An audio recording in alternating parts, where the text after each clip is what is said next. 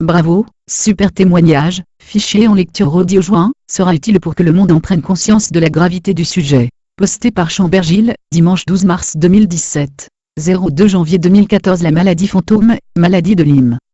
Tu vas voir 1, 2, 3, à 20, 30 docteurs, tu changes 5 fois de médecin généraliste, tu passes. Un IRM du genou droit, 100 €. Un radio du poignet, 30 €. Un échographie du poignet. Kyste synovio, 40 €. Un arthroscanner avec injection au poignet droit, 100 €. 3 scanners du thorax. Un scanner des sinus. 2 IRM des lombaires, 2 fois 100 €. Une bonne vingtaine de prises de sang. 2 scanners du cerveau, 2 fois 100 €. 2 IRM cérébral, 2 fois 100 €. 3 échographies cardiaques, 3 fois 70 €. Un test avec Holter 24 heures, pour arythmie cardiaque. Sifondil, 6 fois 60 €. 3 séances de laser pour déchirure rétine, 3 fois 400 €. 3 coloscopies, 3 fois 120 €. 4 fibroscopies estomac, 4 fois 120 €. Un prélèvement du cuir chevelu, PLAD, 2 électromyogrammes. Neuropathie axonale sensitive des membres inférieurs. 2 échographies abdominales. 3 échographies pelviennes. 2 radio de bassin. 4 hospitalisations dans 2 hôpitaux différents. 1000 €. La journée sur le compte de la sécurité sociale. Une bonne trentaine de professionnels de santé consultés, 2 fois de diabétologue. Et rien et t'arrives toujours pas à te lever le matin. Et tu casses ta tirelire pour essayer de trouver quelqu'un qui te dira ce que tu as. T'as mal partout. Ils te font tous des examens qui montrent rien, absolument rien. Tout est normal, vous êtes normal, ou presque, alors que t'en chies, ne serait-ce que pour te lever le matin, t'en chies pour tout ce qui demande un moindre effort, et on te dit que c'est dans ta tête, Une explication légère mais vide de sens. Ma tête invite, tu n'as rien, mais ça sonne comme une blague, et ça fait tellement de temps que tu n'en peux plus que tu te demandes, si tu n'es pas en train de crever, tu préférerais qu'on te dise que tu as un cancer pourvu qu'on te dise ce que tu as. T'as les ganglions qui enflent, tu te demandes si t'as pas une leucémie. Pouvoir mettre un mot sur la maladie, une définition. C'est tout ce que tu finis par vouloir, mais rien, t'es crevé, ligoté au lit, et tu te demandes s'ils n'ont pas raison, si ce n'est pas que dans la tête pour avoir le droit de plaindre. J'en sais rien, tu sais juste que j'ai mal aux mains, aux articulations qui font des bruits bizarres. Tu pars complètement en couille et tout le monde te dit que tu as bonne mine. T'as pas le sida, pas d'hépatite, pas la toxoplasmose.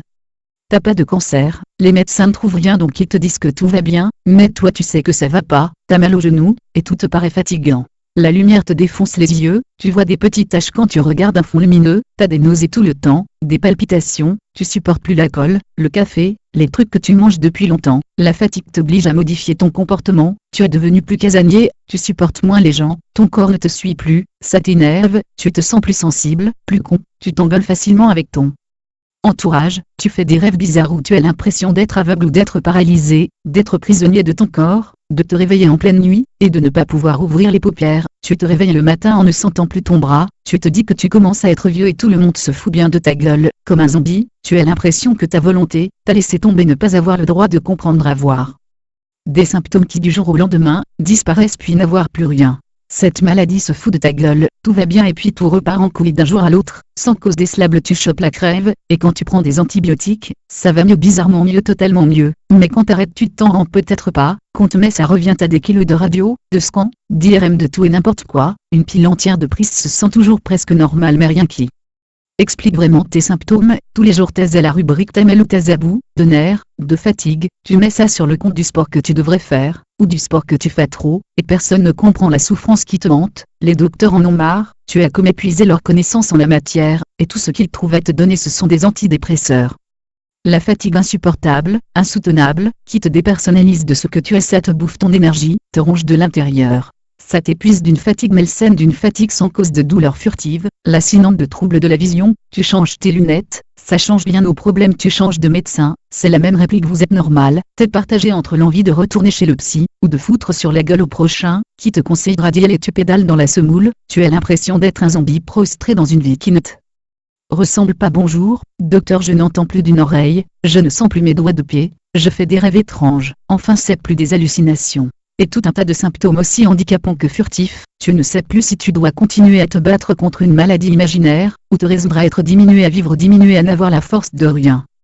Et puis il y a eu ce moment où tu te décides à ne plus croire que toute cette souffrance n'était pas liée à des troubles psychologiques. J'ai recommencé à chercher sur le web, ce moment où je suis tombé sur le témoignage de cette dame, qui est semblable au mien, allée de docteur en docteur, de spécialiste en spécialiste. Ça rimait trop avec ma propre expérience, pour que je n'y accorde pas d'attention.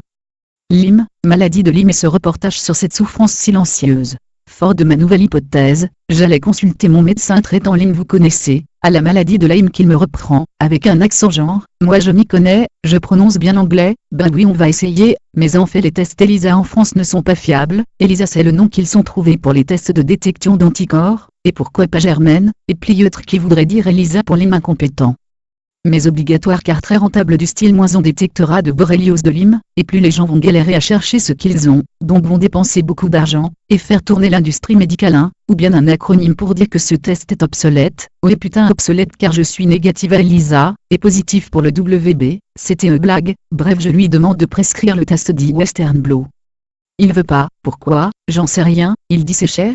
Pas de problème je le paie, il veut pas, veut m'envoyer voir les internes alors, tu te dis que t'es reparti pour un tour de piste, interne externe, spécialiste, ah oui spécialiste, mais non, non putain non donc quoi tu fais, quoi dans ce cas ton médecin veut pas te prescrire le Western Blot, ton psy te dit qu'il faut que tu arrêtes, car il trouve que c'est la mode d'avoir la maladie de la Lyme, en anglais bien sûr. Donc bah on va faire un plan D, je suis allé sur Lyme France, j'ai écrit aux bénévoles, qui m'ont envoyé vers un docteur spécialiste de cette maladie qui a le droit, lui, de prescrire le WB sans être inquiété par la sécurité sociale. Ah bon?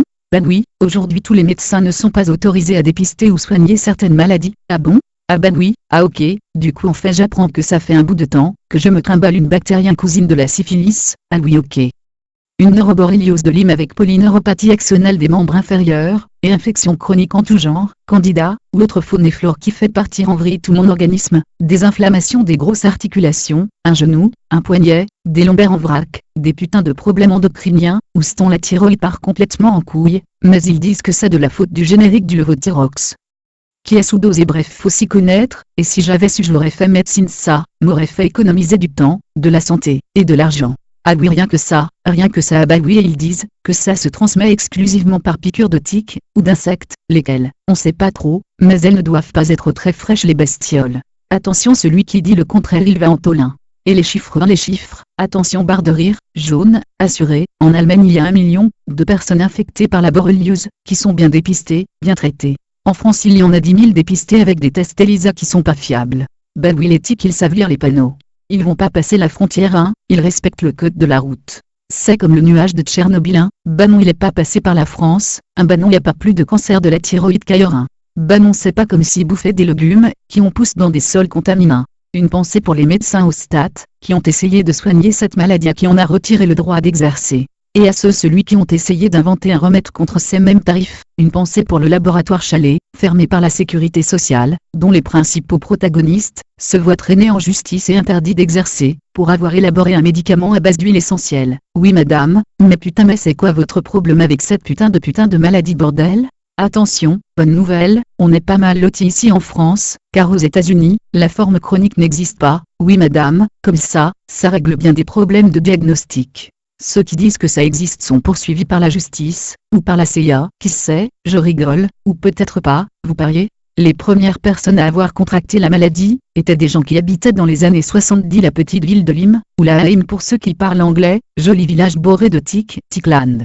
Ah ben oui mais encore?